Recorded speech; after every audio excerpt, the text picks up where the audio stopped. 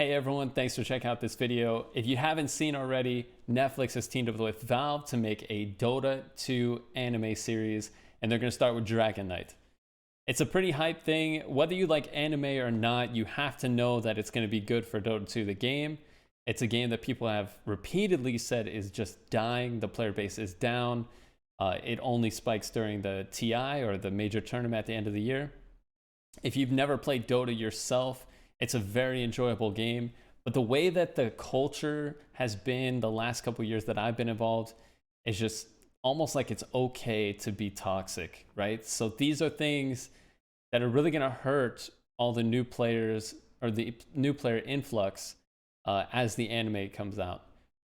Anyone that has played Dota, I'm sure will watch this anime series, so it's probably going to jump straight to the top 10 of Netflix at that time. And it's going to give a real exposure and opportunity to people that maybe only play League or have never given Dota a chance. Because I think these stories tied together with some of our favorite heroes are going to make us just enjoy and love the game even more. So it's just something like a different dynamic to kind of draw you in even closer.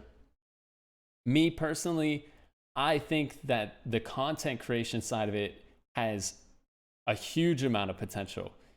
I'm going to be making a basic series, updated beginner learning YouTube series. And I think that any content creator out there within Dota, if you're not taking advantage of beginner content going up, leading up into this release of the anime, I think you're really missing out. A lot of people are talking about the issue with smurfing, and you can't move the game away from being free to play. So all you can do is put enough players in there so that the Smurfs aren't an every game thing, right? And I honestly believe that if people get the right training to start Dota and they're able to get to the point where they can learn Dota themselves, that they're going to stick with it. And it's going to make Dota a game that's going to last a lot longer than people thought. Dota is not dead. That's been my belief for a while.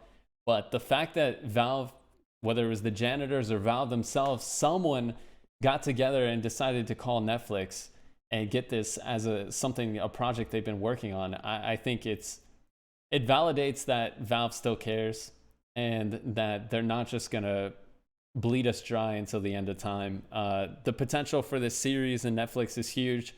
You know, everyone's gonna want the hero that they play the most to get their story put on Netflix, and there's a lot of heroes. I personally like anime. I'm excited to see the series. I'm working hard to make sure that, you know, the beginner content that I believe will help people is released before March 25th. And if anyone's seen my other videos about my Dota social experiment where I brought new players from different games, then you realize League players are very familiar with the controls and they're able to get up to speed pretty quickly. So it's definitely something that I think an influx of League players will definitely be starting after the anime comes out. People that have always considered trying it but never gave it a chance.